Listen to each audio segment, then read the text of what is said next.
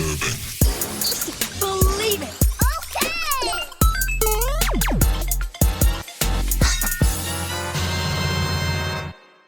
What's going on, Geeks? You're listening to episode 397 of the Geeks Under Grace podcast. My name is Cody Armour. I'm here with Lj.Lowery.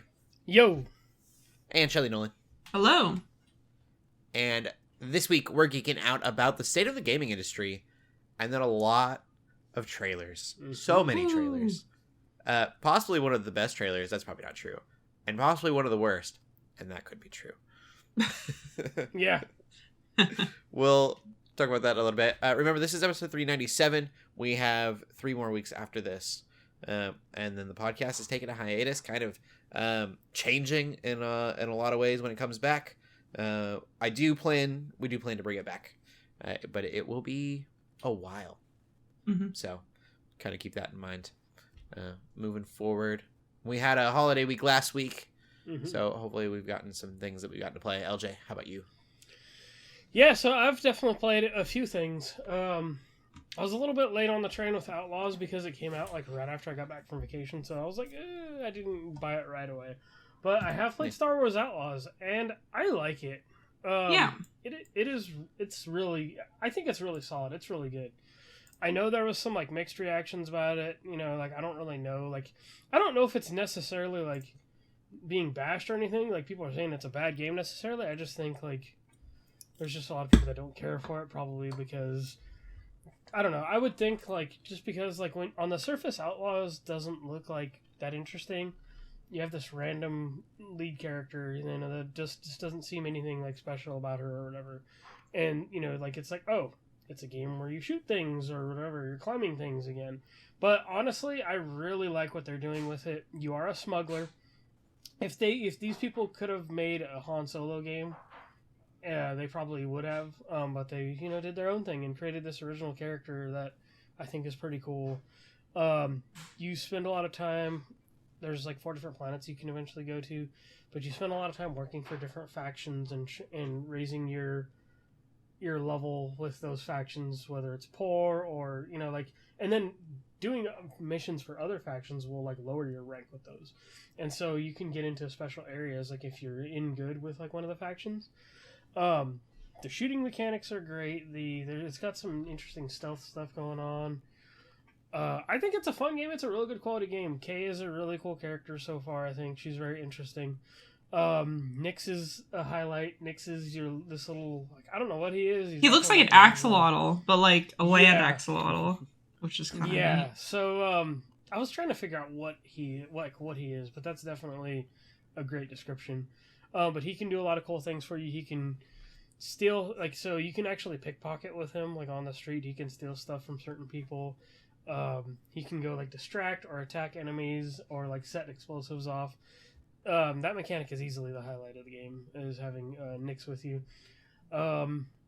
It's fun. Like I really think like it's a really solid, well-crafted game. And it's just one of those things. It's like I myself wasn't really sure how I was going to feel about it. I'm like, I don't really know what this is. Like it just looks, you know, like something we've seen before. I was hoping it was like GTA Star Wars. It's not quite that. Okay. But it's very immersive in a lot of ways, I think. Definitely feels like there are some like notes of like a Rockstar style like immersive experience with it. Like they definitely like took some notes from like maybe like Red Dead or something. Mm-hmm. It feels a mix of a lot of things. Like it feels a little bit Uncharted. You know, just yeah, I think a mix of things is a great way to put it, but it's its own thing, and I think that's like they definitely took like a shot in the dark and kind of made their own thing, which I think is cool. People are probably going to be quick to judge it because it's not like a Jedi game, or it's not, you know, it's just a lot of Jedi games. You're a struggling smuggler that's trying to find her way like into the big time and out of some sticky situations, and I think it's really cool.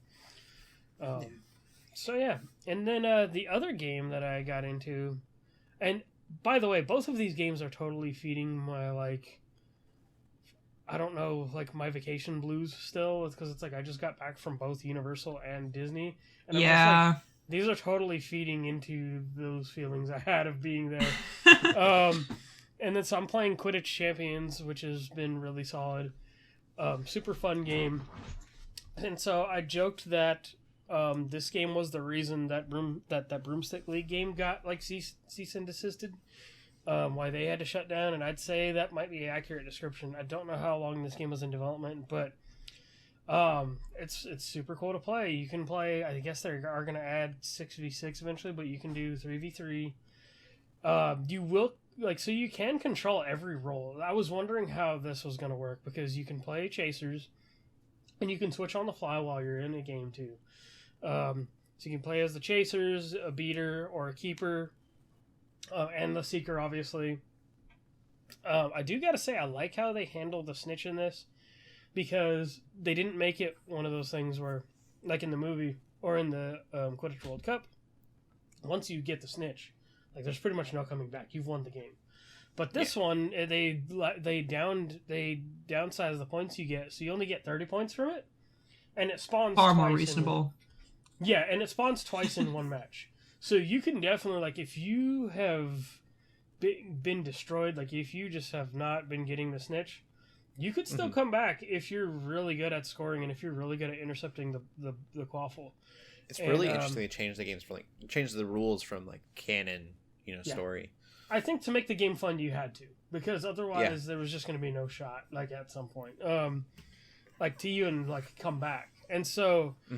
I found it super interesting, and I think it's totally cool. For when you play as the Seeker, they almost treat it kind of like Quidditch World Cup, but instead of staying on this trail, you have to fly through these rings, just to like, gain like power, or just to like gain the chance to catch it.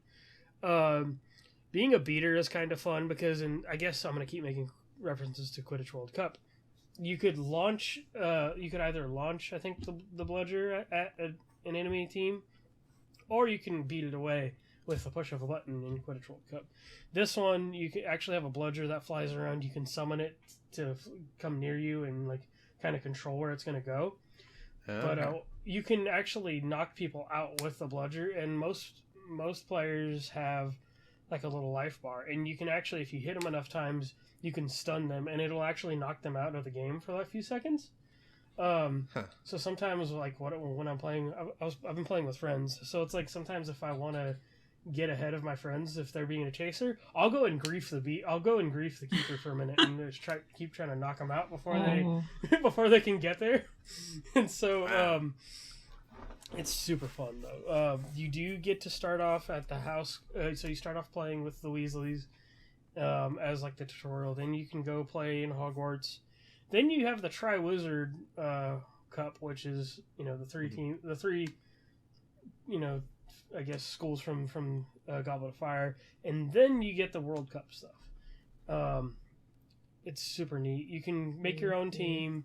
You can customize every member of the team, and you can get upgrades and all that, cosmetics. They did say they are not going to add microtransactions in the game, so it's like a free. All the seasonal passes are free. All the currency you get can be earned in game, and I think that's a bold move. I think that's a really good move. It's cool. I'm curious to see how long that lasts, but it's fun. You do have to. The thing I will say that's kind of bugged about the game right now, I don't know if they're going to fix it, but if you're playing with friends, you do actually have to play through a cup single player to actually get the challenge progress, which is kind of dumb.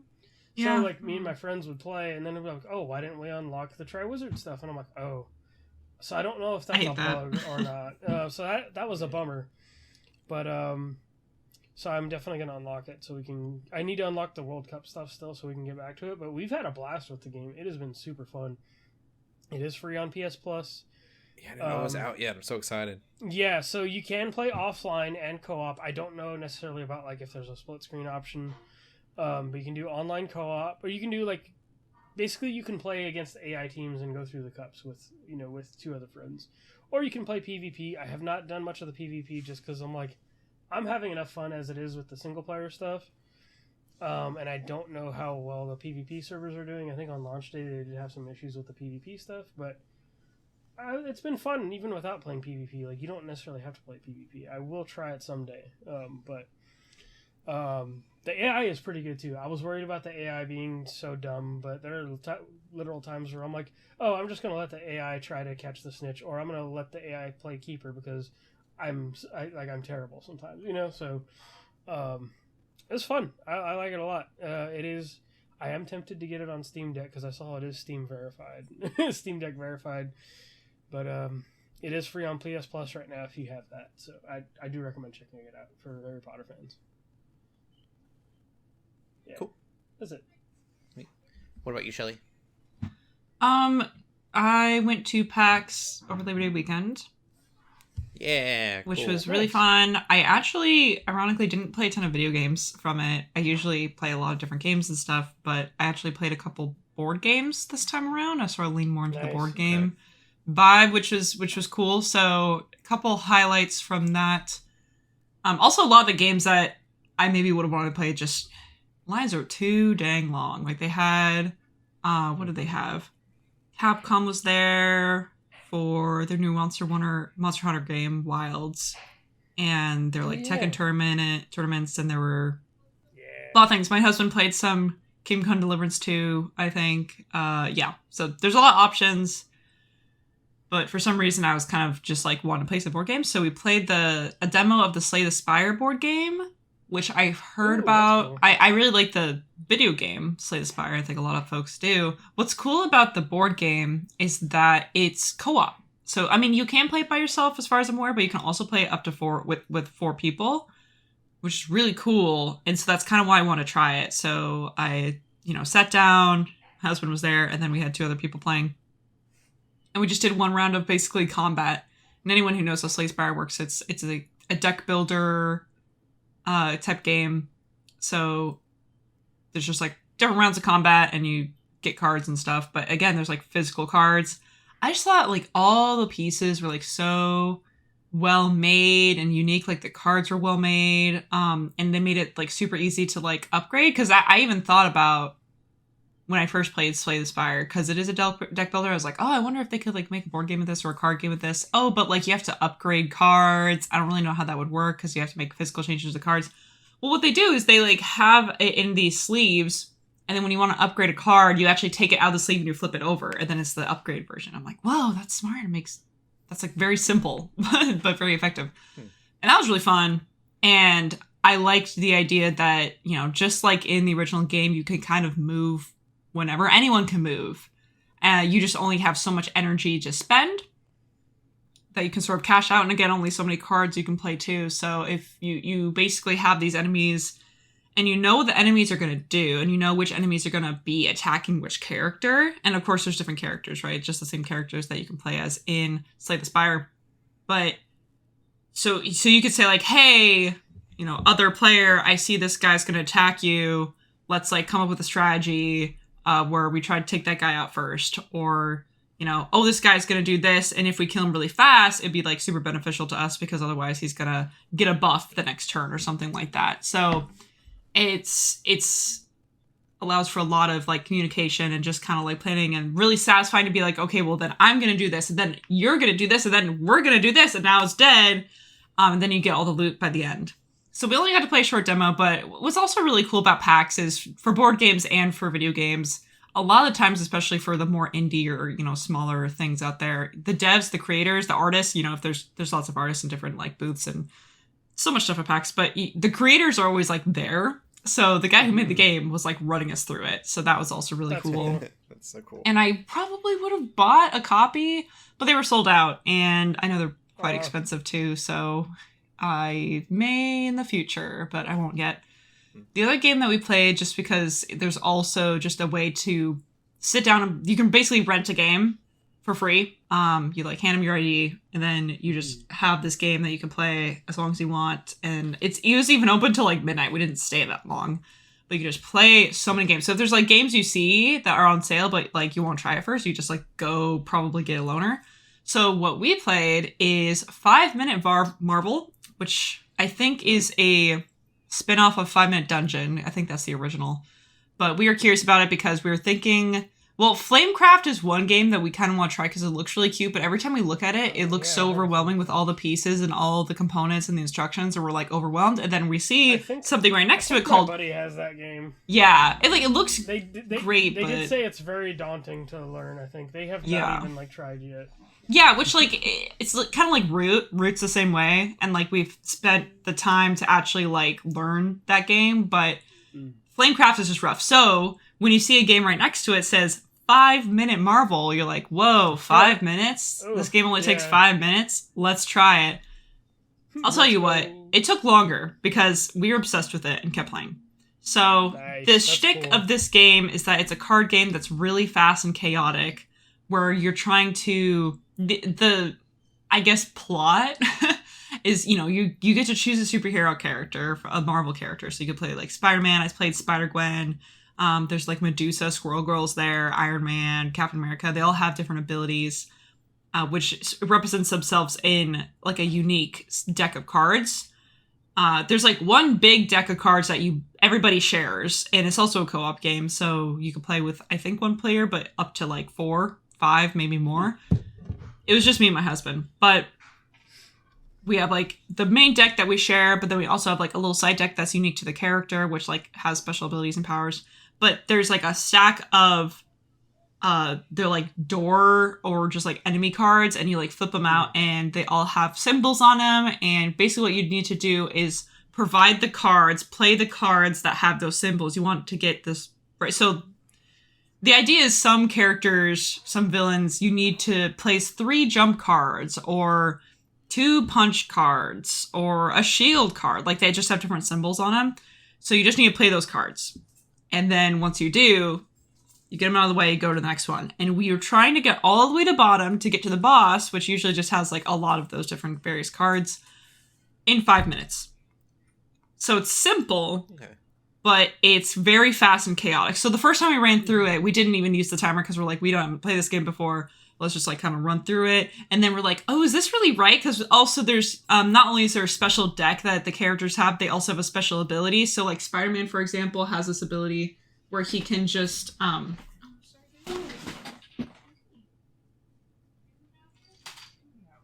sorry about that. So Spider-Man, for example, has this ability where he could just get rid of one type of the villain called a goon. At least I think that there's, like, goons. There's, I think, grunts. Then it kind of goes up. There's, like, supervillain or, like, mastermind, and it just is the various difficulty level. And then every once in a while, you run into a card that will sort of shake things up. And sometimes it'd be like, you need to trade cards with another player, or something like that. So we were running through it the first time. We're like, okay, is this really, like, can we really just, like, spam our abilities like this? Like, there's some requirements. You need to usually discard 3 cards in order to use whatever ability you're trying to use. But we're like, this seems, like, kind of, like, broken. This seems kind of busted. So we play through it again with the 5-minute timer, and we're like, oh, shoot, yes. This is how you play the game, because you need to go so fast. You almost don't even have time to talk. You kind of just need to go ba ba ba ba ba ba ba. And what's cool is that, so every round is 5 minutes, but you can play just one round if you want. You could just do a round, and it's still really fun. But as you go through the rounds, there's different levels. So the first guy we fought, I think, was Green Goblin. And then it escalates, you know, we fought Loki, and then, of course, all the individual cards are also, like, villains, too, and a lot of them are famous villains as well. So there's, like, the big bosses that you're trying to get to, which is, yeah, like, I think the last one was Thanos, by the way. The last one was Thanos. So there's, like, the big bosses, but there's also, like, quote-unquote smaller bosses, even though, like, within Marvel lore, they're definitely not smaller. Like, one of them was, like, Dormammu, for example. There's, like, Mysterio. There's a couple different ones, but also, like, you don't really have time to, like, sit down and look through the cards because you're trying so hard to get rid of them so quickly. Like, literally within seconds, you're trying to get rid of them. So you don't even get to look at, like, the art on the cards. But whenever I did take a second to, I was like, oh my gosh, it's this villain. Like, oh, this is cool. So, like, that was kind of fun, is because you got to kind of recognize everyone. So very fun, chaotic game. We also had someone who was, like, kind of watching us, and we're like, hey, you want to play with us for a round? And they're like, okay. So we were very easily able to just invite someone in just to play one round, and then they left after that. So that was really cool, is that it's super, like, flexible. You don't have to, like, start with the same people, or if someone needs to, like, leave early, you don't even have to do all the rounds either. We just did because we enjoyed it that much. So if we had seen that game on sale, we would have gotten it, but we didn't. So 5-Minute Marvel was fun. And I've heard it's better than the original, because I was like, yeah, isn't 5-Minute Dungeon a game? Isn't that the... So I think that's the original, but the difference with 5 Minute Dungeon is you don't have special abilities with the characters, which I think is pretty instrumental to the game.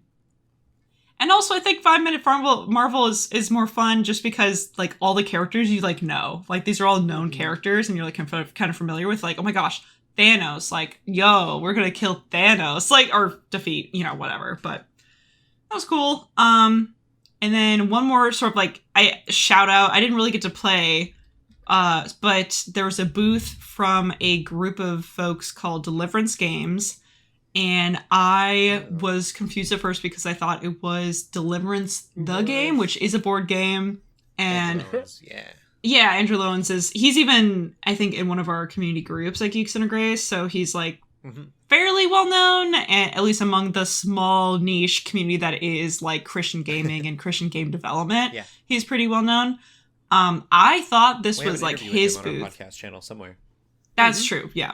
I thought this was him. It was not. This is a different group of people called Deliverance Games. So the difference being we have Deliverance, the board game, versus a company organization called Deliverance Games.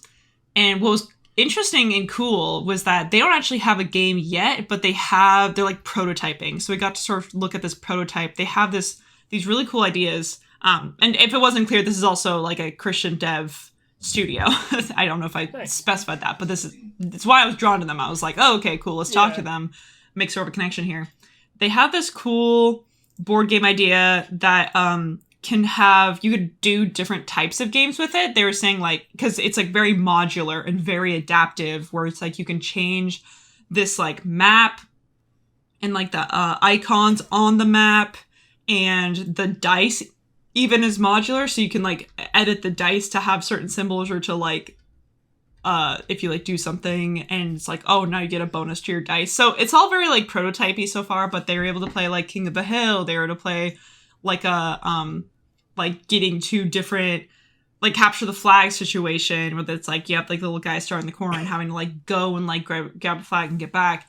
So they don't have like a name for it yet, I don't think, but it's just like very, very bare bones. But they're trying to basically get some funding and trying to get some marketing going. And that's what they're at PAX, is they're actually just kind of like trying to raise a little bit of money, doing like a raffle to give out one of their like versions of the game, like one of their dev versions, which I think is pretty cool, because I like the idea of a game that you could do different versions. Like you could play different types of games with the same stuff. I think that's pretty neat, because why have like 5 different board games when you could just have one board game that could do everything?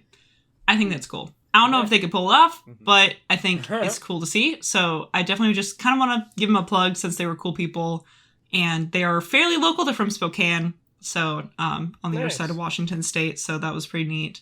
Their websites is going to be really hard to find. If you just type in Deliverance Games, you're not going to find it. But they have a link tree. So it's just like linktr.ee/Deliverance Games. And that's where you can join their mailing list, their Instagram, YouTube. They have different stuff on there. I haven't looked like super closely at it, but I just kind of want to give them a shout out, because they kind of just need some attention, and they just kind of need like a bit of a step forward. So if you feel inclined to check them out, if you are interested in what I was describing, I think it sounds pretty cool. And I think my hope is like they come back next year, and then we can like talk to them again. They'll have something that's more playable. I think that'd be pretty neat. So, and also just cool to see like Christian representation at something like PAX, because that's not something you see at every PAX. And I've gone to PAXs. Guys, a little bit of a side. I didn't realize that I had been going to PAX for like 10 years now. But this year I realized that, where it's their 20th anniversary, 2024. And I'm like, oh, the first one I went to was the 10th anniversary, 2014. And I'm like, wait a second, that was 10 years ago. Oh my gosh. So that's just insane. Yeah. But those are the things that play. A little bit rambly. So I apologize for that. The rest will be shorter. But yeah, PAX cool. Was super fun. I bought a lot of merch. Probably too much, but it's fine. It's fine. Yeah. It's good. Cool. I've continued playing Ghost of Tsushima. It is so a Cody game. I love it so much. it's probably the best Assassin's Creed game I've ever played. Totally, it yeah. kind of That's punishes you. It doesn't really punish you, but It's story-wise. like story-wise discourages you from like. It's like assassinating is bad, and I'm like, I have You need to played fight with so many honor. Assassin's Creed games. Like the last game I played like this would have been Valhalla, and so of course I'm pressing square. What do you mean? Like I'm not going in there. I really love it. So one of the cool things about that, for those who don't know about it, so it's all about the samurai code, and so assassinating someone is looked down upon, like Shelley said in the story. But the weather it changes depending on how you play the game, and that's such a neat way, because I'm not getting like fully punished for like playing it the way that I'm playing, but there's more storms because I'm assassinating people left and right, and I think that's such a cool thing. Plus, I think it's really interesting too that the assassinations and stuff are kind of like what make you the Ghost of Tsushima. And so throughout the story so far, and I'm not very far into it, it's like, oh, you shouldn't be doing that. You're losing your code. And I'm like, it's literally in my name, actually. It's like one of those things where it's like it kind of discourages you, but kind of encourages you, because it's almost like you have to embrace it as part of the story.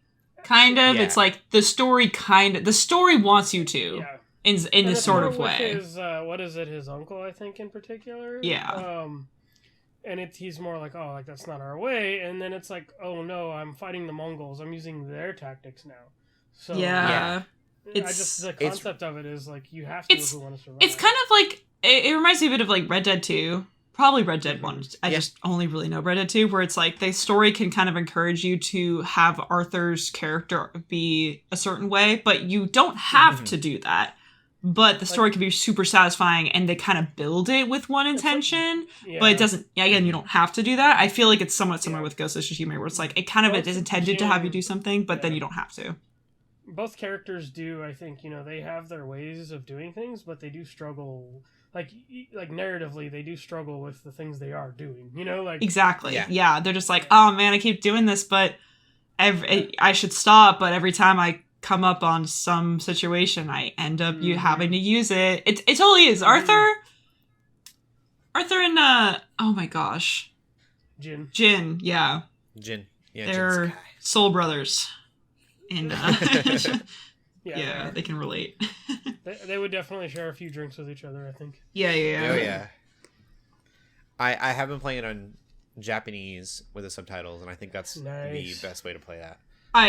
There are times where I kind of want, like, I wish they would do subtitles for the NPCs that are kind of running around. Yeah. I've heard that can be really good, and I'm getting just like Japanese, I just hear samurai every once in a while instead of getting really what they're all saying. Yeah. But he also feels very kind of like Batman in a way. I don't know why. Just like this dark, gritty, I don't know. He's like the samurai, but he's losing his way. Yeah, I mean, as you go further into the game, he definitely becomes more feared, as the ghost, like... Yeah. I think that's what it is. It's kind of like someone, I think they're telling a story about him and recounting it, and the spirit of vengeance is like the first thing that they say. And I was like, oh man, I feel like I'm just like Batman hiding in the shadows, become this like local legend. And I'm really enjoying the game. The story is really well done. The Japanese voice acting, I haven't watched a lot in English. The Japanese voice acting has been really good. The writing is, like, even writing where it doesn't need to be awesome. I just did the Straw Hats, and that'll mean something to people that have played it. And the dialogue between the Straw Hat and yourself is so good. Hinting at, this fall from the samurai code that he seems to be. And like even the little side quests you come up on are like really cool too. I think most of the time. Like, cool, and that's cool too. So you'll have a main quest, and I don't know if I could have found it elsewise. I've never looked into like the mechanic of this, but I stumbled into a side quest with a main quest character, and ended up doing something for them. And yeah, that's definitely a thing. That was such a neat experience to just kind of like fall into this side thing, and kind of unprompted. Like I just got yelled at, like, Jin, over here. And I was like, oh, okay. I'll go do the thing. Oh, sure. wait, Yeah, let's do you're this. here? Yeah. Mm-hmm. And I'm like, oh, I know you. Yeah. But The game does immersion really well. Like, you can literally pick a direction and go somewhere, and you'll find something that's happening on that map. Mhm. Yeah. And that's basically what I haven't done a lot of story, like, because I'm not very far into it, because I've just been taking over, Mongol territories and taking them back. And I still have not 100% of that game. There's still so much to do. And I beat I'm sure it would be a lot to 100%. It's stacked. Yeah. I think the hardest part was there's a point where they tell your uncle that you're following the way of the Mongol. You're doing some Mongol things. And he's like, oh, he would never do that. And I'm like, never. My nephew would never. And you're like, uh-oh, I would. I am currently doing that thing. Yeah. Yeah. I fell from grace real fast as soon as I got that assassinate, but I was like, this is how we're doing things from now on. But it is funny. I would compare it closely. I hadn't heard that before, just how similar it is to Valhalla. I think it came out before Valhalla, so that makes sense. But Assassin's Creed Valhalla and this game feel very close. That was the other thing that I wanted to mention, and then we can move on to the games, was unrelated to the Assassin's Creed thing. I really enjoy the stances, and I don't want to discount the amount of time and discipline that goes into learning martial arts. But video games are supposed to kind of quickly simulate experiences. And I don't know if anyone else has had this experience with it, but I love that I got stances, and I would have to get away from the fight, and I would change my stance, and then I would walk back into the fight, and I would use that stance on what I needed, and it was this very slow thing that I would have to really cognitively do. And now when I'm fighting, I can I've gotten so good at it that I can flip through the stances as I'm fighting. Yeah, that game does have a lot of buttons to push. Because you do have a lot of extra tools and everything and different ammo types of things. There's so much you can do in it. There are a lot of things to manage on the shoulder buttons and the face and D-pad buttons too. So but it's it kind of simulated in a way learning a martial art and mastering a skill. It becomes second nature at some point because you're like, transition becomes more fluid. Yes, these are on this shoulder button, so I know where this is at. So you get comfortable with using those buttons and those tools. Obviously, learning an actual martial art would take way more, but it's same with driving simulators and stuff. That is a cool connection, though. But totally. I was like, oh, you would take time, and so it would be this really awkward thing that you would do when you're learning in real life, and then the faster, the more you did it, the faster, quicker. It's like I think of when I play the Spider-Man games or something, especially after I played so much of the first one, I could literally play that game without being touched. It's just I remember, it's just one of those things. And the character himself too kind of looks like he's learning. He's slowly mastering these skills. Oh yeah. As he's I'm backing away from all of them and hold on, let me get my sword, the way that I want it. And now I'm able to just kind of swing through them.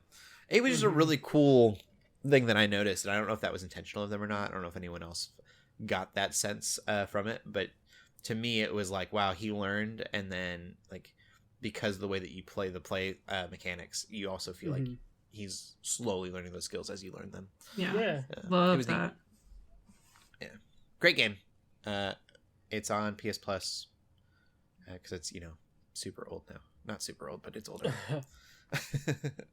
But I'm loving it. I'll probably be playing it for a while. It's on PC for the Master Race folks, too. Oh, yeah. Yep. Get those mods going. Oh. You can fight a Mongol Thomas the Train. Probably. Probably. I'm so curious now. Okay, let me get into the gaming news. What's going on, LJ? Yeah, so not necessarily huge stuff, but definitely important stuff. I'll get the first thing out of the way just because I've been enjoying Quidditch, and there was a lot of connections because I played Hogwarts Legacy.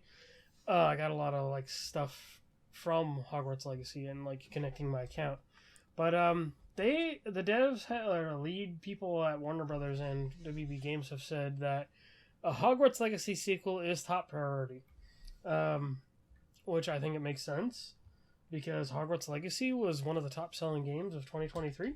Mm-hmm.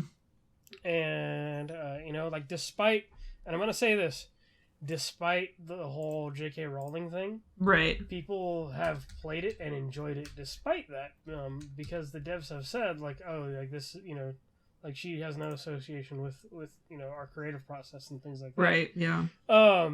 It's like, sure, yes, she's making royalties probably on it because it is her property, like, of course, so, but I liked it. I think it's really good. Just as I have been going through Harry Potter stuff, though, the more and more I've been going through this stuff again, I'm like, yeah, there's a lot of problematic stuff in here. Oh, totally. But so my heart.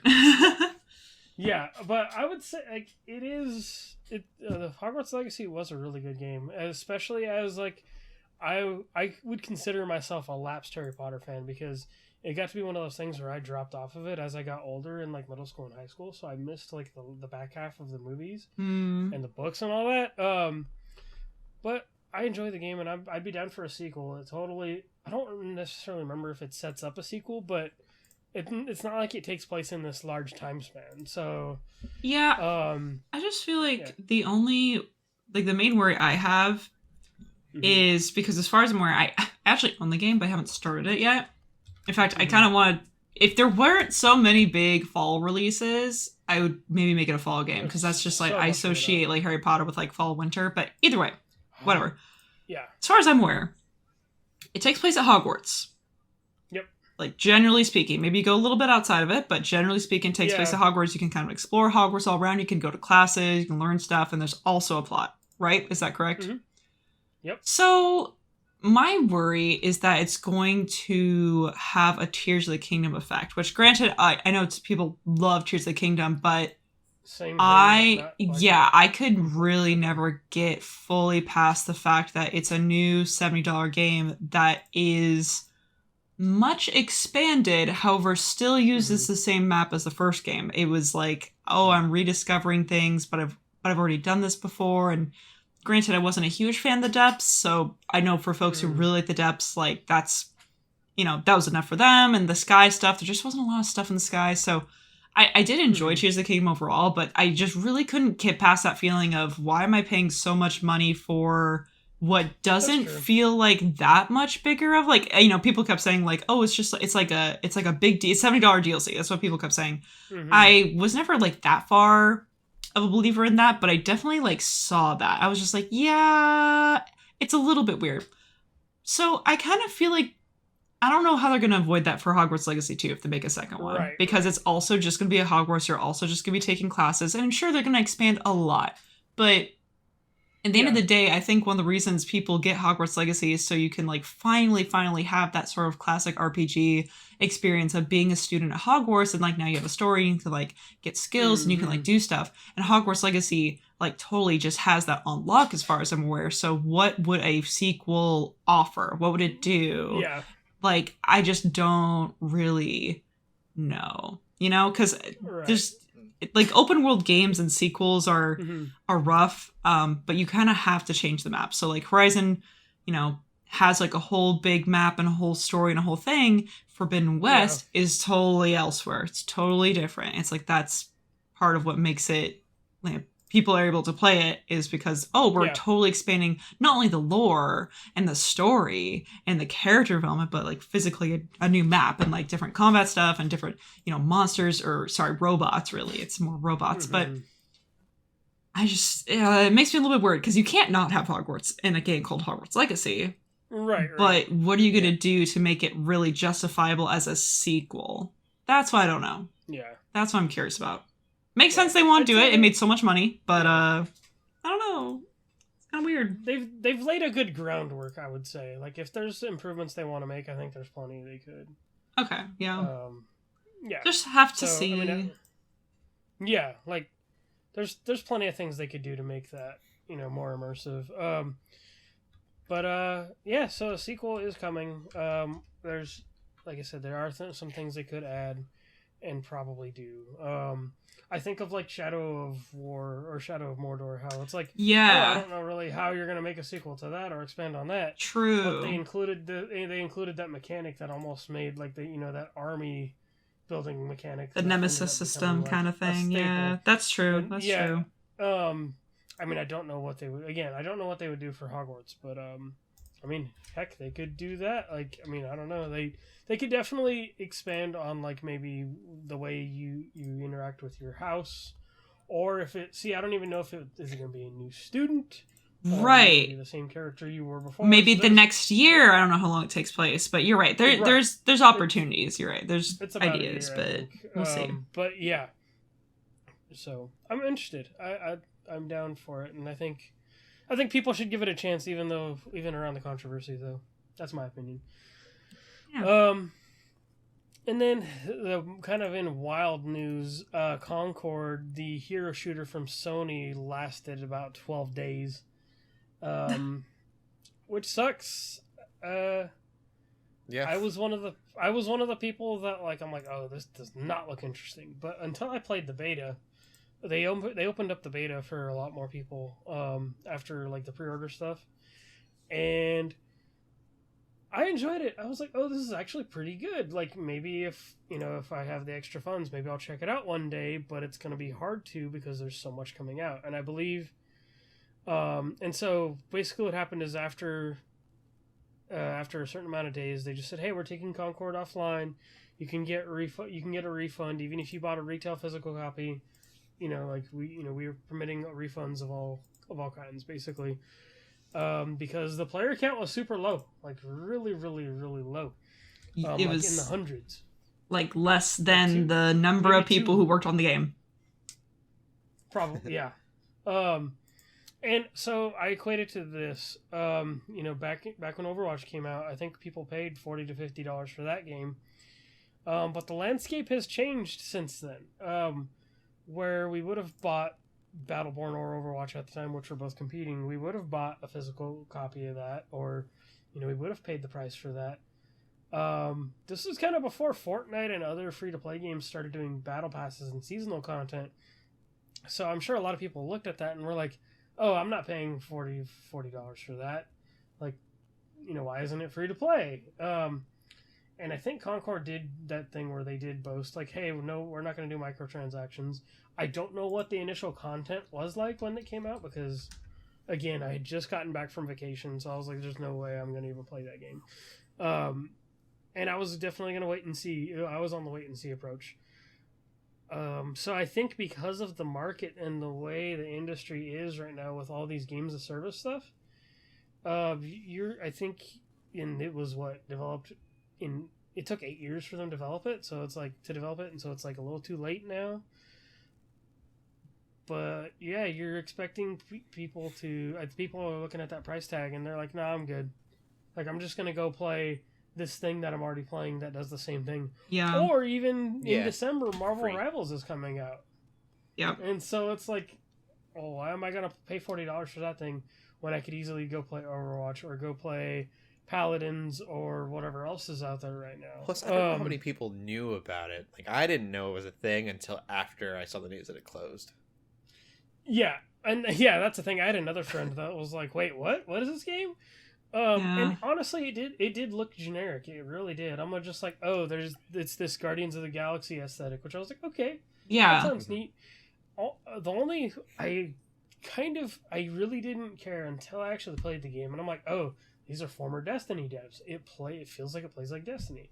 Some of these characters are actually kind of cool, like, and like they, the character design. Some of them are kind of like strange looking, but I'm like, oh, okay. Like, the fact that I'm connecting with this character on how they play I think is really cool, because otherwise I really wouldn't care.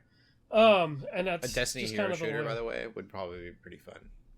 I mean, yeah, like in it's like you had abilities in Destiny anyway that were basically like hero shooter abilities. Yeah, that could I be even really cool. switched to my Destiny style controls, because anytime I played Destiny, I had this like bumper jumper style control system that really like felt good, and I switched to that in Concord, and I'm like, oh, this feels like I'm playing Destiny again. So really, I think especially like the marketing itself, and just it probably did not deliver, I think, for the most part. There's a lot of big games I can't think of them really off the top of my head, but like whether they were even out yet. Like, we're in fall season, when the big releases are coming out, so it's like people are waiting for stuff like Astrobot, which just came out. Star Wars was just coming out. Space Marine just came out. Like, there's so much that it's like oh, like, we don't really, like, it's definitely going to fall. It fell through the cracks big time. And like I said, I don't know what happened when the game actually launched. I didn't play it at launch, but I enjoyed it. And so it just does kind of suck to see, like, oh. Yeah. It's sad, because I would have put, like, if they did go free to play, like, let's say they did go free to play and use that model, I would have been like, all right, cool. Like, you just should have done that in the first place. Refund people their money or give them a crap ton of content. Yeah. You know, one of the two. Yeah. So I'm just like, yeah, like, that sucks that it got shut down, because, like, I never really got to, and maybe that's a lot of people's situation. Maybe nobody ever got to give it the time of day. Yeah. Because they shut it down so fast. It's like people are so, and maybe, especially for those types of games, maybe it really is that important, but I feel like a lot of game studios are so obsessed with, like, opening numbers, and it's almost like a movie. It's like, oh, is the box office good on, like, you know, opening weekend, or is it not? Launch because day, I know, first week, yeah. I mean, heck, I even remember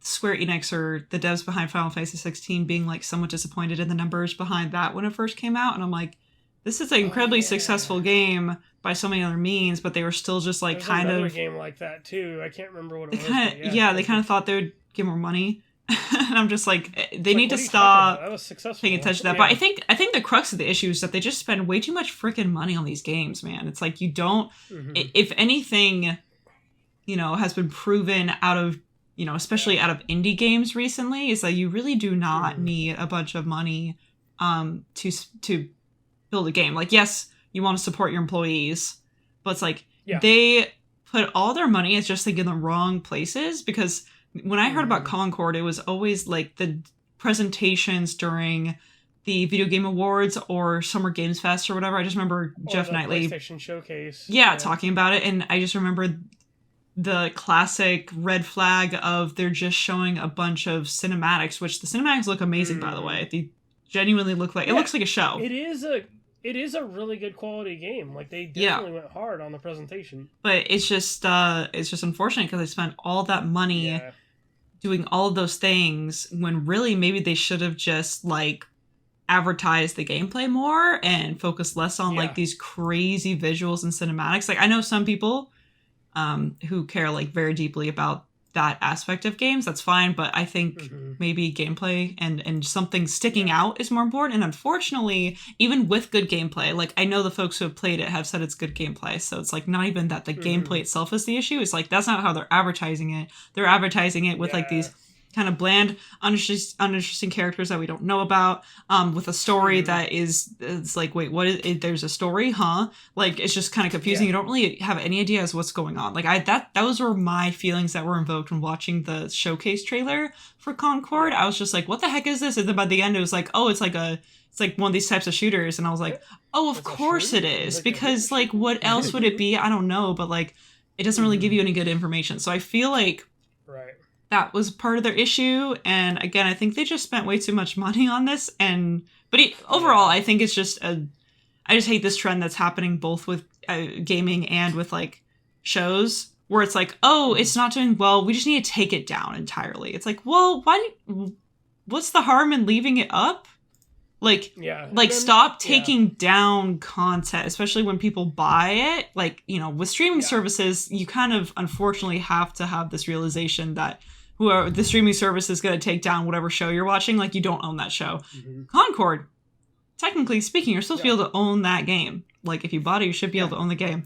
Like, people bought physical copies of this game. So, it's such a bad trend, I think, when they're like, oh, well, it's not doing very successfully, or it's getting all this flack on Twitter.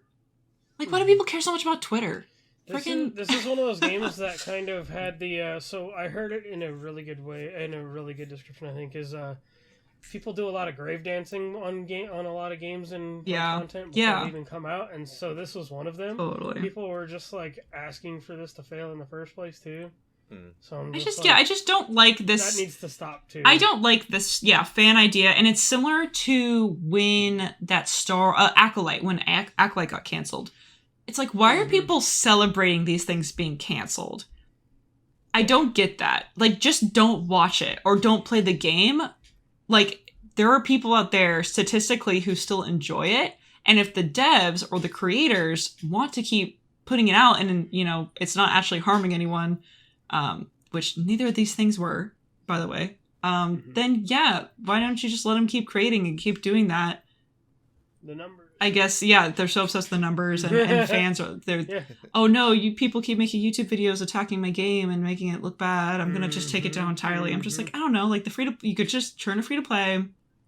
I think there's just options and like, who knows, maybe they'll put it back up and they will do that. Maybe they have ideas. I feel like this is a really, really big project that took 8 years that I don't think they're just going to throw away entirely. I think hopefully they're going to, they take it down and decide to rework it somehow and figure out what's going on. But I just think that's just like heartbreaking. I don't like that people celebrate these things getting canceled because that's, again, one person's work, over 8 years. Yeah. And the same with Alkalite, right? It's like, yeah, sure, you don't like it, but there's people who've been working on this for a long time and there's actually people who care about it and enjoy it. And you could just like move on and do something else. You don't have to be so happy it got canceled. Like, it's just a weird... Those people lost their jobs. Exactly. It's a weird vibe for me. It's a weird thing where people are like, why are there so many layoffs happening? It's like, well, you're not the problem, but you don't help the problem either. You're not like helping the situation by calling for these things to get totally canceled, which causes layoffs of studios. You're not the reason doing it. That's executives. That's other reasons. That's people spending too much money, etc. It's a whole thing, but you're not helping the situation. Like, anyway. That's my rant. It's a lot. I remember following all that and I was like reading up on Concord and watching stuff before it got, quit. And then I saw that and I was like, are you kidding me? What? Yeah. What? That's crazy. Yeah. It's wild. So that's gaming news. Cool. We'll get into the movies then. LJ, I think you're the only one that watched a movie this week. What'd you watch? Yeah. Well, I in the past 2 weeks, I watched Guardians of the Galaxy. Oh, perfect segue. Yeah. Just because one of my TTRPG characters, I'm kind of like loosely inspiring off Yondu anyway. Oh, sick. So I was like, you know what? I need to watch this, and I want to go back to the first one. And the first one was really nice. It just brought me back to not necessarily classic Marvel, because it's definitely like, it's already later in the phases, I guess. Mm-hmm. But it's just like, sure, they were leading up to the whole Infinity Stone thing, but it just feels like the stakes and just like not lower, I guess, but it's just, it's one of those movies where they were just getting to that point where they were starting to like make sure everything was connected. Mm-hmm. And like the Guardians, and just seeing the Guardians like meet for the first time was kind of refreshing. Mm-hmm. Yeah, because they're like these such prolific like Marvel characters now, like thanks to the MCU, because nobody knew who the Guardians of the Galaxy were before MCU, so I'm just like, this is kind of cool. Like, this was really a time, like, and that's what brought me back to like enjoying movies like Shang-Chi and stuff like that. Yeah, I've never heard of this character. I'm excited. Totally. This is neat. Yeah. And I just feel like we don't really have. I mean, I know that Marvel's been in a rough state for like the last phase or so, but it brought me back to a time when I'm like, oh yeah, like this is definitely a quality here. And so it was nice to go back to. Yeah, for sure. I need to watch Volume 2 and 3 like pretty soon. I'll be watching Beetlejuice this week, so we can talk about that. Yeah, nice. Excited. It'll be fun. But yeah, we'll get into the movie news then. Go ahead, Shelley. So we have 2 trailers. One of them we have been waiting for. Well, maybe both of them we've been waiting a while for, but I was really only excited about one. Sonic 3, baby. They finally got it out. Keanu Reeves, Shadow the Hedgehog. Yeah. It's happening. Yep. I'm very excited. It doesn't really make that much sense for me to be excited. I enjoyed the first 2 ones, and I really love Shadow. So, yes, I am excited. And I am going to go there, and I'm going to wear my Shadow bucket hat, emotions. And I'm going to have a good time. I went through so many emotions watching that trailer. Seriously, I'm the music and it's one of those trailers where it kind of low-key tells you what's going to happen in the movie, but I feel like it just makes you want to watch the movie. It doesn't make you like, there's so many trailers where it just shows you the whole movie in the trailer. This one wasn't really that. It was like, oh, we got to see Sonic and the actual gang is like together. It's like him and Knuckles. Him and Tails and Knuckles, which I'm like, oh, finally they're like established friends. This is cool, and they're all gonna go against Shadow, but then they may need to talk to Eggman, and I'm excited. Whole little scene there. Yeah, Knuckles being like, dude, the teleporting. That's how he fights, dude. That's how he does. It's And then he's like, this one's stronger than the last hedgehog I fought, and he's like, I'm right here, dude. I also love the colorful bunch. Like it's silly. It has fun references, but still like kind of unique on its own. And I like the idea that it's like, well, Shadow really is just like Sonic, but like, which he always has just been like Sonic but evil, or Sonic but antagonistic and kind of like edgy and stuff. Like that's always been a shtick, but I like that angle they're going for, where it's like Sonic was raised in like a healthy, good environment with people who love him, and Shadow really just is the opposite. And like that's how people are. Sonic was raised in the suburbs, and Shadow came up from the hood. That's that sort of thing happens in real life, and I just think a lot of kids are going to see this movie, and my hope is that they're able to redeem Shadow by saying like, we love you too. I don't know what's gonna happen. But he's 11. But I just think, I just he's in a test tube, and then he'll come out, and they're like, "Oh, you should be our friend. You have powers." Yeah. So I don't know. I'm just hyped because I love Shadow, and may get that. I'm glad game. I'm not the only one that wanted Keanu Reeves as Shadow. Yeah. Like, I mean, I know it's obvious. It's so perfect. It's the obvious choice anyway. No, it's but I'm great. I'm so happy that. I'm also really excited for all the Shadow memes going to come out of this. For those who don't know, and I don't know why you would know. All the videos and stuff already have been. Yeah, but I just have a whole collection I just have a whole album on my phone specifically of Shadow memes. Oh, yeah. It's like my favorite meme format. It's just Shadow the Hedgehog. So I'm going to get a lot from this, and I'm really excited about that. I think to go back to the point too about how like the trailer definitely did show a lot. I think they showed all that because that's the stuff that I think we really wanted to see. Yes, I think you're right. Yeah, I think it was a really well made trailer. I would have been so mad if we didn't hear Shadow speak the entire time. But I mean, like all the plot lines that we know from like Sonic Adventure 2 are totally in there as well. Yeah. So I'm just like, yes, like okay, that's what we want. I hope we get a cover of City Escape Oh, dude! Escape from City.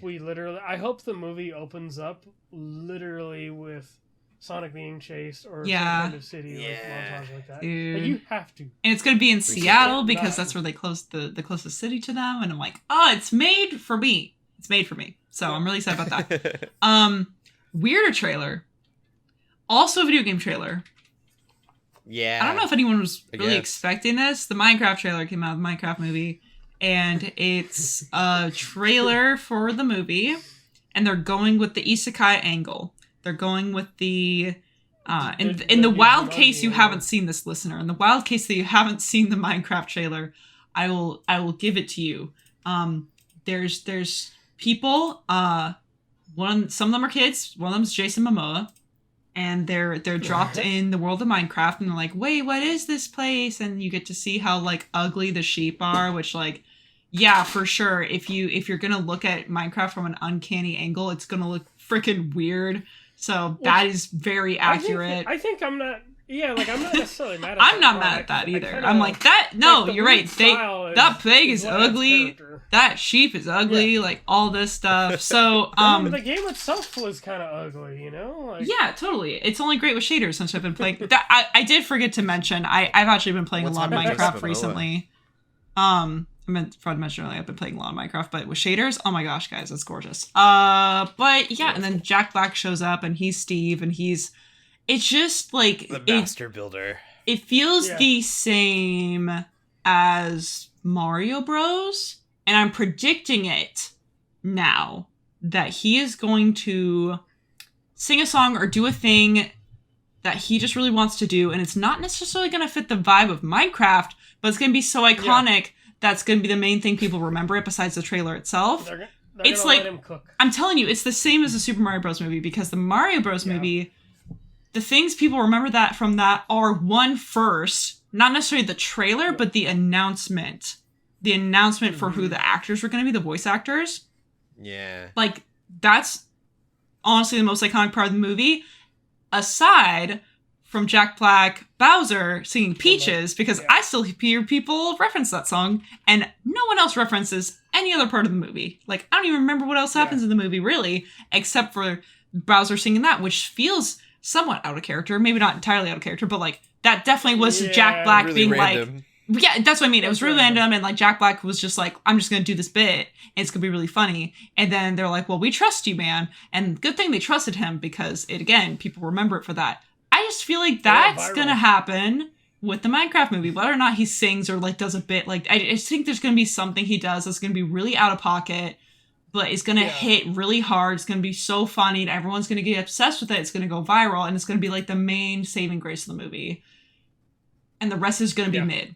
I don't even think it's gonna be bad. People are like hating this trailer. I don't know if it's bad. I just think it's so mid that I don't care, and that's fine because like, you know, oh, it's for kids. It's not for me, and that's, you know, that's fine. But like, I just won't watch it. Like, I don't care. I don't know. I was kind of laughing when we started talking about this movie because I was trying to tell my nephew today. I was like, "Yeah, hey, did you know there's gonna be a Minecraft movie?" And then he goes, "Wait, really?" And this kid's like 7. Even he thought I was crazy. Yeah, and I told him, that's "Yeah, so there's funny. gonna be a Minecraft movie," and I'm just like, "Bro, Yeah, like really? Like that's like it's that random for even a kid to go, huh?" And it is. Yeah. What? It is foolproof in the sense that parents are going to take their kids no matter what. And they're going to make a crap ton of money no matter what they do. No matter if it's a good or bad movie. It's free money.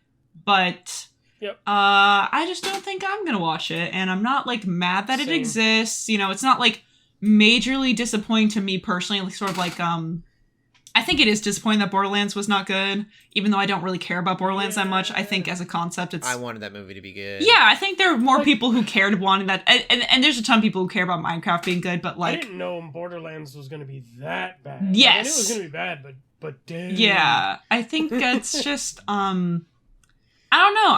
I'm really jiving with video game movies like Sonic that are. Well, what's the difference? What is the difference? I don't know. Sonic is so corny that it's like really. It's self-aware in a different way. Yes. Minecraft is also self-aware in a. It's like Sonic is self-aware in a respectful way. I don't know if that's really the right term. Whereas Minecraft seems self-aware in a disrespectful way. I don't know how else to. I feel like it takes some more introspection. Sonic's also very demographic aware. Yeah. Like it's very catering to its viewers. Yeah. That's true. Minecraft looks like it's trying to be self-aware in like a cringy kind of way almost. Yeah. So much so that I still feel like the Sonic being remade on that first trailer had to have been a hoax. Because like that was crazy. Yeah. And everyone freaked out and they changed it. Yeah, I'm glad they did, but it's funny because people are saying that with this Minecraft trailer. They're like, well, they better hear our response and be so mad that they change things. But the difference is that, again, one is going to be free money no matter what. The Sonic movie trailer, the Sonic trailer, the only issue people had was with Sonic's design specifically. Yeah. That's one CGI guy in a movie full of other live action guys. And like, obviously it took a crap ton of work to change it, but it was possible. Mm-hmm. Minecraft, that's not going to be possible. You're talking about the concept of the movie. You're talking about the... Yeah, I don't know what people are saying. Like, I don't know if there's people serious about it. I think it was a joke. Yeah. I think that trailer was made on purpose to get that response. It was. But anyway. It had to have been. I feel like I'm as excited about this Minecraft movie as I was for an Angry Birds movie. I have same feels. That's not exciting at all. I mean, I'm we with had you. That discussion recently. I'm with you. I think it's like it can exist for the kiddos. It's one of those things where I'm like, that's fine. I usually am very vocal about like we just still need kid movies to be good, and I still believe that. However, this does feel like something that I'm just like, I really have no stakes in this fight. I really don't care. Like I really don't care. It's just weird. Like, who is this for? Yeah. So for sure, it's fine. Yeah, so very different trailers, reactions here. Yeah. I am going to throw in one more news story that I hadn't seen that it was confirmed yet. I just found that out it was confirmed. And that is that Spider-Man 4 has found its director. It's Shang-Chi's director, Destin Daniel Cretton. Yo. That's cool. Okay. I thought you were going to mention the James Earl Jones thing. Oh, yeah. Oh, no, that's also, rest in peace. That's sad. Yeah. I try not to bring those up. Just because everybody sees them? Yeah. Well, that and like, because I miss some of them sometimes. And so then I feel like, oh, I didn't get this one, but I got this one. And it's like, is that one more important? That's I think true. we talked about Kevin Conroy when Kevin Conroy passed away, but I always worry about that of like, and James Earl Jones is a big one. You're But- biased. Yeah. Yeah, I want to make, if I'm going to hit him, then I want to hit them all. Kind of Yeah, that's true. That's a good point. R.I.P. Yeah. But no, the Spider-Man thing though, that's super cool. Cool. They said they're changing it to like a multiversal movie. I'd rather like a grounded movie, but Leave it alone. I We'll see thought- what Marvel's we, doing. wait, I don't know. I thought the whole we got the multiversal movie. I thought the whole point and setup of the third one was that it was going to they kind of did almost Go a back reverse to effect street of level. going back They to even friendly said Spider-Man. They were gonna go back to street. yeah, level. they are changing their minds. I hate from what I that. read. Oh my god. That was the one good thing I liked from that Good movie. thing about it. The I one want good a thing. Daredevil. Yeah. Daredevil and Spider-Man would be so cool. Maybe I just won't watch it. Maybe I'll just rewatch Andrew Garfield. Because There you go. that's what I really like and want. I mean, all respect and love to Tobey Maguire. Those are probably the better movies. I have a little special place in my heart for the Andrew Garfield ones. That's all. Yeah, for sure. But I did not We really will- love that movie. Why would they? We don't need more multiverse stuff. No, Be I'm the down with friendly multiverse. Spider-Man. Yeah. Deadpool Yeah. made enough jokes about how it's the end of the multiverse, and like, please, Yeah. Like, actually respect. he's like, we need to move on, Move on. Deadpool gave us enough. Like I think we're good now. and joked about like they even said Yeah, like, oh, we and really joked need to get about over it, yeah. this. Yeah. I'm done with it. The self-awareness of a wooden We'll get- plank. I swear. Alright. Yep. Yeah, we can move on. We'll get into TV. I've watched a couple of things. Rings of Power. I was right. Season Nice. 2 much better than season 1. I know a lot of people. It's funny because everyone that I've talked to about how much I like season 2 are people that like season 1 relatively, and so I'm getting a lot of flack for like, how could you not like season 1? It was full of, it just had a lot of lore to cover, and I'm like, it's fine. I just don't care about the lore that much. Like, it was fan servicey to those who like really know Lord of the Rings. And I was just, gonna that's say, not me. yeah, it's the book fans that really I think are. Yeah, I'm like, I don't having know. So I need issues. like a good show. I don't need a bunch of like references that I don't get. Yeah. Season 2 is like fixed a lot. I think tonally, it's really found its tone. It's written better in my opinion. It's really good. I really First enjoyed season it. was such a slow burn too. I think that's why I didn't keep up with it. Yeah, it was slow. It was a lot of, I don't know, fan service is the best way I could put it. A lot of explaining things that I just didn't really care much Yeah. about. Like, never mind. That'll be spoilers. Hold your breath. The show is good. I feel like every like month or so I'm like, actually, and then I'm like, oh wait, no, I can't say that. That would spoil something. But no, if you watch season 1, I think season 2 is definitely worth diving back into. I know a few people were like me with season 1, was like, all right, well, I watched it. I don't know if I'm gonna watch more. I definitely think if you watch the first season 2 is worth checking out. Plus, it's beautiful cinematically, gorgeous show.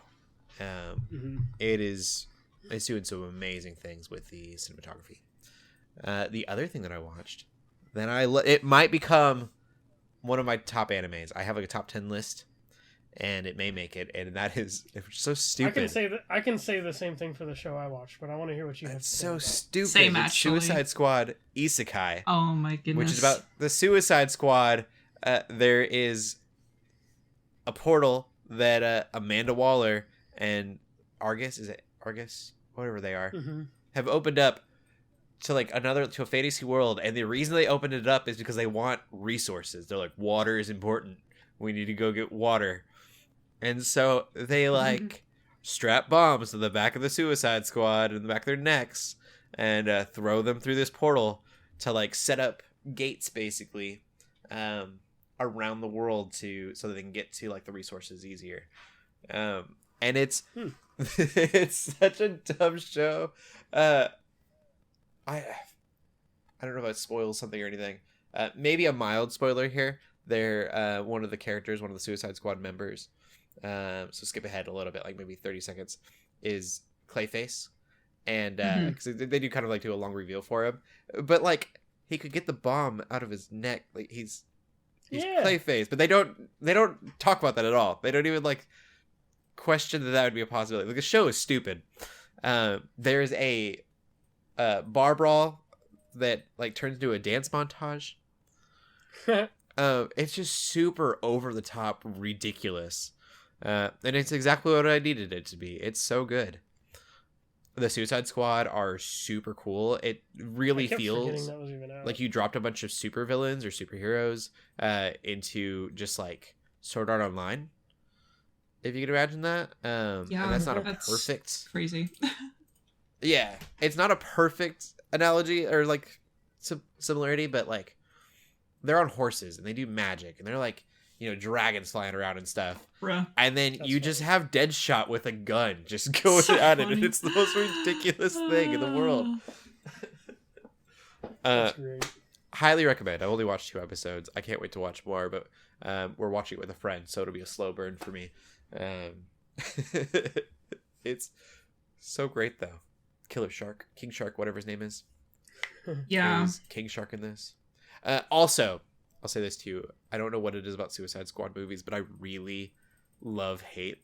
Like, it's just another stupid thing that all of the movies have done so far, even the animated, is they'll talk about the mission, and then they always do this. They'll talk about the mission and what it is, and they're like, oh, so we're some kind of like Suicide Squad then. Oh, They had to say my gosh. Every time I was like, okay. Unbelievable. Yeah, the show is under the, like, it's kind of a reboot itself. It's a self-contained story, and it's under the assumption that you've just never watched a Suicide Squad thing ever. Which, why would you watch this anime if you've never seen a Suicide Squad thing? I don't... I don't know. Like, they explain the bombs and everything, and it's just so funny. So you're saying we're some kind of Suicide Squad? Bruh, Yes, yes we are. unbelievable. That's the name of the show. I'm pretty sure the Crazy. game says something like that too. I'm sure. Maybe it's the law. Maybe it's like they're required. Yeah. Yeah, it could be sure, like a, yeah. I have a bad feeling about this. Star Yeah, Wars. yeah. Maybe it's their running joke at this point. But So funny. no, if you like isekais, like anime, this is one to check out because it's great. LJ, what shows are you watching? I too have been watching a lot of anime.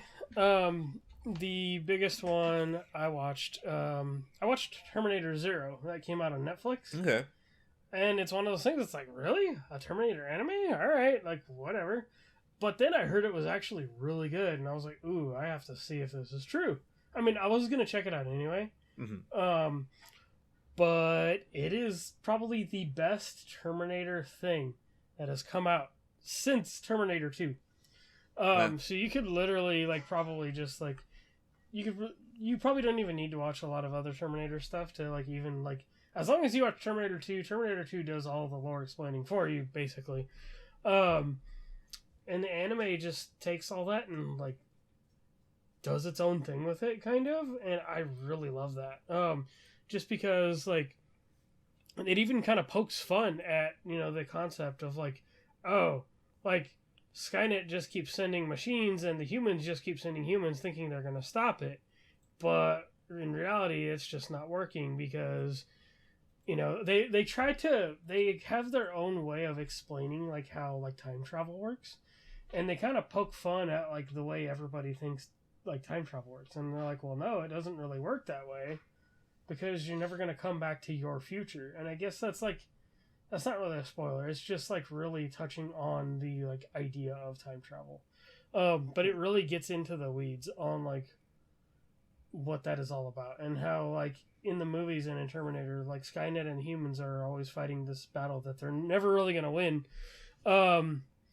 But it gets wild. It's got, I guess, the creators of Ghost in the Shell are attached to it. So I'm like, oh, that's why this also really reminds me of Ghost in the Shell, like, look-wise and everything. Because it's made from the same people.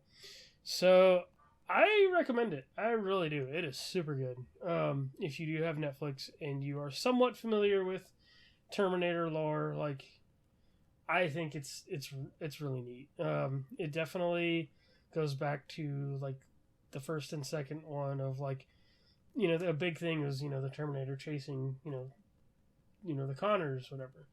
And so they do that really well with the, you know, with everything that happens in this one. And it's definitely set in Japan, and it's got its own setting and its own kind of attachment to like the timeline and everything. It's super good. I enjoyed it so much. It flips everything, It flips Terminator lore on its head completely, and I think it's awesome. It is, again, it's super good. I really don't know what else to say because it's just one of those things like you have to watch. Okay. It gets wild. Yeah. Cool. So I do recommend it. And then I have been getting back into Attack on Titan, which has been kind of a slow burn a little bit.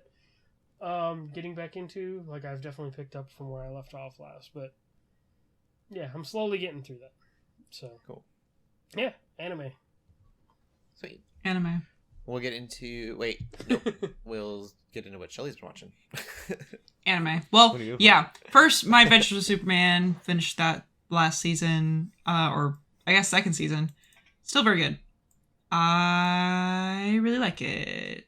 I think it's good. I don't know if it even needs to keep going. I would like it to keep going. But I think it ended in the spot where I'm like, oh, I guess it doesn't need to. But I thought it was good. I don't really have anything bad to say about it. Cool. Watch it. If you like the first season, you'll like the second season. Secondly, Okay. more importantly, in my opinion, Sound Euphonium. We finally finished season 3. Oh my goodness. I don't really get emotional watching all things, and my husband really doesn't get emotional watching a lot of things. But I got pretty emotional at the end of Sound Euphonium season 3. I think the original sort of draw to watch this show was that, you know, takes place in a high school band. Just this girl who plays euphonium, and she's playing in a high school band. Of course, my husband who plays euphonium is like, oh my gosh, euphonium representation. There's no way. And there's an anime about it. It's crazy. Yeah, it is pretty niche. It is pretty niche.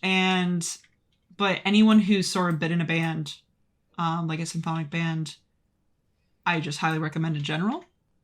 But I would even maybe recommend it to those who haven't, and maybe you had friends who were in band, or maybe you like are just like that kind of music. I highly recommend it for those reasons as well.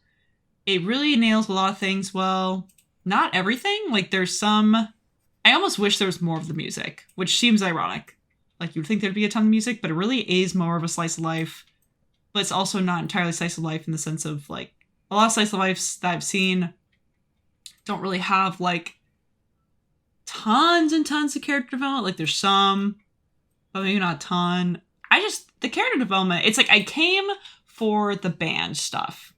I stayed for the character arcs and the storytelling because that actually is fire. It was actually so good.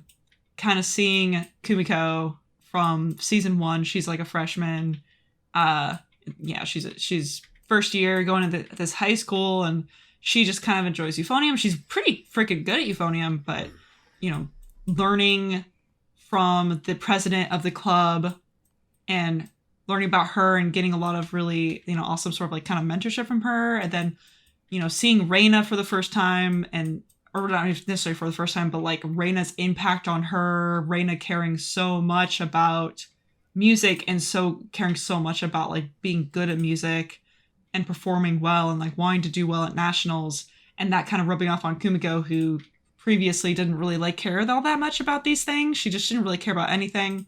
And then you kind of see how that shapes her a lot. Like her relationship with Reina shapes her a lot in the first 2 seasons. And then going to season 3, like you get a new character who also plays euphonium and is low-key better than Kumiko. And she kind of has to deal with that. And she's realizing how similar they are as people, kind of grappling with like her relationship she has with Reina. It's so good. Like, and it has all this cool music that, again, I kind of just wish we got to hear more of the music. Like, we only ever get to hear the final performances a lot of time. And maybe that's a creative choice to make it so you're not, like, tired of the music by the time you hear it, like, in the finale. I respect that. But I kind of wish we'd even get a little bit more of the nitty-gritty practice scenes where we're like, hey, we need to go over these sections. Hey, we need to do these things. You don't get a ton of that. But whatever. It's like, it's one of those things where it's like by the end of the season, everyone's like, we practiced so hard for this, so we're going to do so well. And as a viewer, you're like, I didn't get to see any of that practice. What do you mean? But it's fine. It really is focused on the characters more than anything. And I just think Well, and part of it is, like, I got emotional because my husband got emotional because he was basically just realizing that Kumiko is him. Like, she follows the same steps he went through when he was playing in, especially, like, high school band. Especially playing Euphonium, and anyone who's actually finished watching season 3, you know, learning what she does kind of, like, after graduation and kind of after sort of in the epilogue, my husband also just, like, followed that track. So it's just very cool to see that fully represented. So just this, like, it's like an image when you see someone who's fully so similar to yourself in something like anime, and follows, like, the same steps, you know, has the same ideas you have, the same steps you have. Like, it's so validating. It's so cool. So it was half that, it's half the music and half just, I miss band so much, and it makes me really want to practice my instrument and, like, pick it back up and practice. It makes me, like, want to care about something half as much as these characters care about music, because holy cow, they care about music so much, and I'm like, I don't care about anything as much as this. I mean, I care about Jesus. That's probably it. It's like anything else, I just, like, don't care. And I'm just like, dang, man, like, I want to, like, be passionate about something. So it's very inspiring in that way. I don't know how to describe it, man. You kind of just have to watch it. Like, it is such a weird show, but especially now that there's season 3, like, season 1 and 2 were, like, fine. Season 3 elevates it to probably, like, in my top 10 anime. It is, like, very good. I think it is a perfect ending. And, yeah, I just loved it. I loved all of it. So it's on my cry list. Cool. Unbelievable. No. It's not fair. And no one else is going to watch it. Who else cares about euphoniums? Care about euphonium. And don't always take every musical advice that they give you in the show. There's, like, one scene where they're, like, tubas are like, no, you can't look at the tuning. Like, you know, they're trying to tune, right?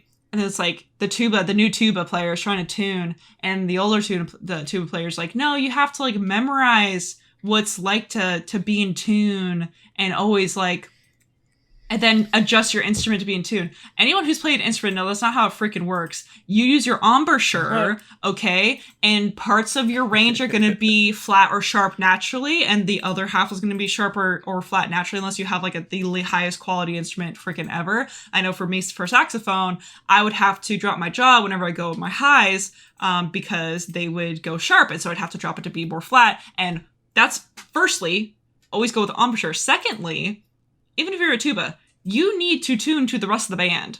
Because if you're perfectly in tune and the rest of the band is sharp or flat, guess what? You're the one who's out of tune. You need to go sharp or flat to match with the rest of the band. It's all about listening. It's all about embouchure. You can tune your instrument only so much. That's all. That was my one stipulation where I'm like, this is incorrect. But, like, everything else, they, like, did their homework. Also, I'm pretty sure Yamaha freaking sponsored the show, because Yamaha instruments show up everywhere.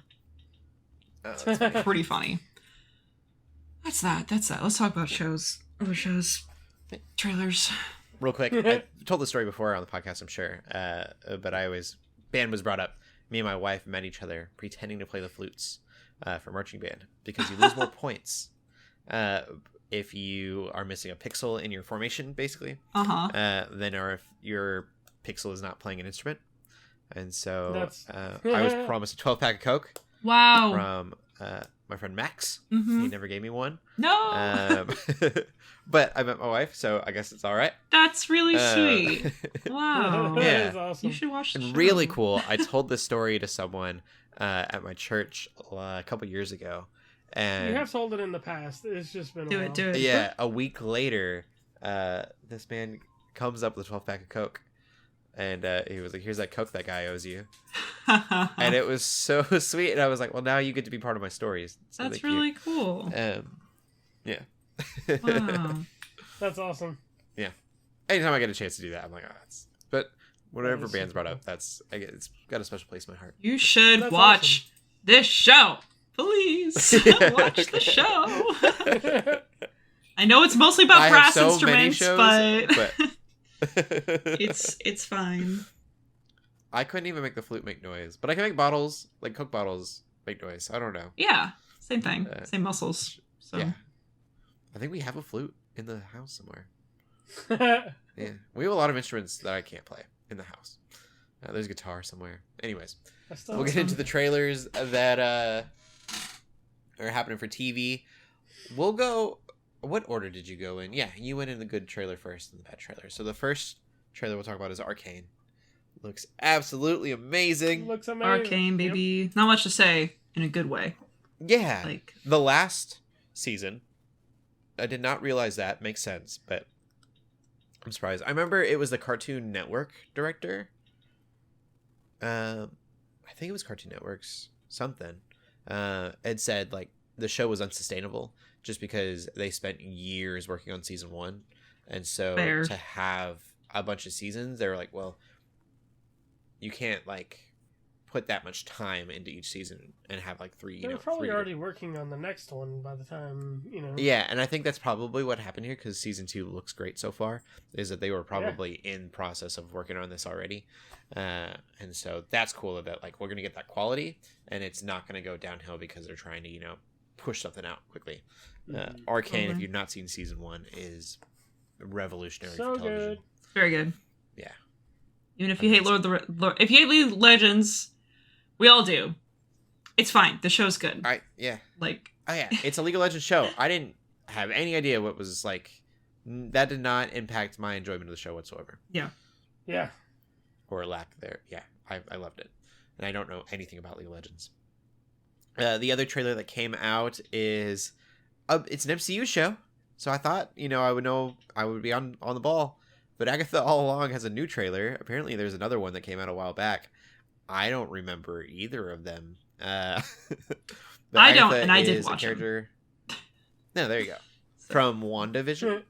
Yeah. And it is very, like, it's coming out September 18th. So for Halloween season, makes sense.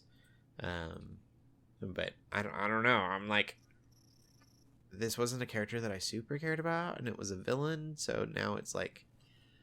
well, now she's like kind of a more anti-hero, maybe protagonist. I guess. And I'm like, I liked her when she was evil. Yeah. I don't know. People were really just... attached to her for some reason, and I never was personally, so... yeah, like, I don't care about this show. Marvel... Nobody does. Marvel is slowly losing me. I'm going to watch it, because I watched everything else. And it's like... it's such a weird feeling to watch something just because I've so heavily invested in the rest of it. If somebody tells me, hey, there's this thing that happens in there, I'm like, okay, I will go watch it. But so other than that, you've fallen off. I haven't fallen off yet. Well, I mean, this show in particular is how I'm feeling. Man, I'm hanging off the edge of this cart. I'm not on the edge of this bandwagon. Yeah. I mean, I definitely didn't watch Marvels until later, and I was actually surprised that I was not spoiled by anything in Marvels.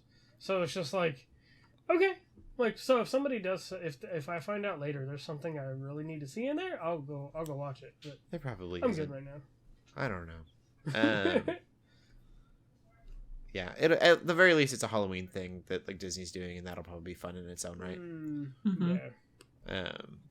I don't watch a lot of Halloween stuff during Halloween. Did that color version of Werewolf by Night come out yet? I think so. I think that came out last year. Oh, it might have. Yeah, because they did like a full color version of that. Yeah, and that's weird.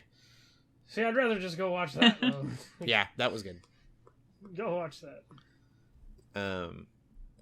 Yeah, I don't know. I'm sure Marvel will figure its stuff out, and it'll start like getting back up. I think this would have been like a really good time to release like a Midnight Suns movie. So they're just kind of behind. I feel like they're trying to catch up for some reason. Like they did a lot of failing, and now they're kind of having to. I like want them to figure their stuff out. So many times is so weird too. Like there's just a lot up in the air with Marvel right now. They built a bunch of loose ends that they haven't tied together, and yep, it's just in a weird place right now. We'll see. Yeah, that is it though for the TV news. That's it for the podcast. Unless you guys are geeking out about anything else this week. That's it. Nice. I am 4 minutes and 20 seconds from beating my first fantasy football game.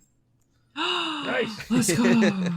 I am very sad I'm not doing one this season just because none of the Like Yeah. the leagues that I've been in before are doing one, so I'm just. We usually do a Geeks Under Grace one with all the volunteers, and last year was a little bit lackluster, and so this year I was like invited to another one and just kind of fell away.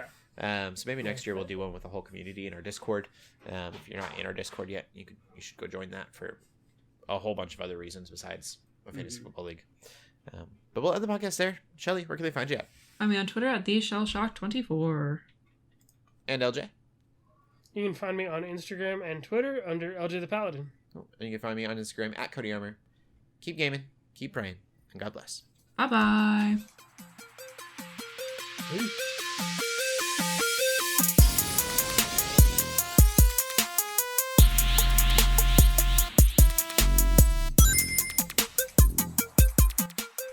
We hope you enjoyed this episode of the Geeks Under Grace podcast. We love hearing from you, so feel free to ask us questions or just comment on the show by using the hashtag GUGcast on Twitter or by joining the GUGcast questions channel in the Geeks Under Grace Discord.